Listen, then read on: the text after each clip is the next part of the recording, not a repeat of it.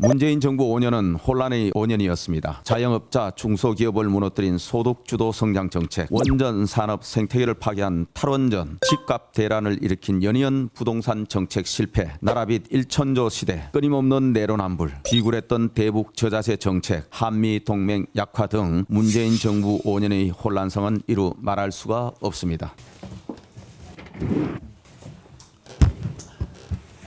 문재인 전 대통령과 이재명 대표가 만나서 준비되지 않은 대통령이 집권해 지금 이 나라를 혼란으로 몰아가고 있다라고 했습니다. 두 분은 이런 말할 자격이 없습니다. 문재인 정부 5년은 혼란의 5년이었습니다. 자영업자, 중소기업을 무너뜨린 소득주도 성장 정책, 원전 산업 생태계를 파괴한 탈원전, 집값 대란을 일으킨 연이은 부동산 정책 실패, 나라빚 1천조 시대, 끊임없는 내로남불, 비굴했던 대북 저자세 정책, 한미 동맹 약화 등 문재인 정부 5년의 혼란성은 이루 말할 수가 없습니다. 5년 만에 정권 교체를 자초한 본인들이 부족함에 대해 성찰하지는 않고 후임 정권을 적반하장식으로 비난하는 행태가 매우 유감입니다. 문재인 대통령과 이재명 대표는 연일 자신들에 대한 수사를 정치 보복, 정치 탄압이라고 주장하고 있습니다. 하지만 전직 대통령도 야당 대표도 수사의 성역은 아닙니다. 전직 대통령이나 야당 대표라는 이유로 이미 드러난 비리 의혹을